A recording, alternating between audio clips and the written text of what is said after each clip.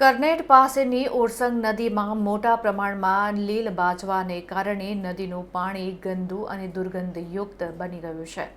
ડભોઈ તાલુકાના કરનેટ ગામ પાસેથી પસાર થતી ઓરસંગ નદી હાલ વહીવટી તંત્રની ઉદાસીનતાનો ભોગ બની રહી છે.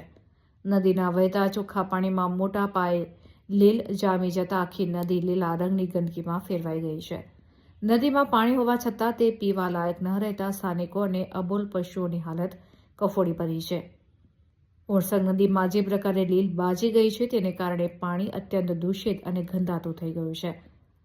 આ પરિસ્થિતિને કારણે આસપાસના સીમ વિસ્તારના પશુઓ અને વન્ય પક્ષીઓ આ દૂષિત પાણી પી શકતા નથી, જેને કારણે ઉનાળા જેવી સ્થિતિમાં તેમને પાણી માટે ભટકવું પડે છે.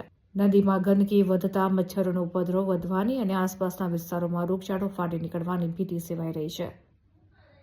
સરકારના દાવાઓ સામે સવાલ ઊભો થઈ રહ્યો છે. એક તરફ ગુજરાત સરકાર સ્વચ્છ ભારત અને નિર્મલ નદી અભિયાન હેઠળ કરોડો રૂપિયાનો ખર્ચ કરી નદીઓને પ્રદૂષણ મુક્ત રાખવાના મોટા દાવા કરી રહી છે, ત્યારે કરનેટ ગામની ઓરસંગ નદીની હાલત આ દાવાઓની પોલ ખોલી રહી છે.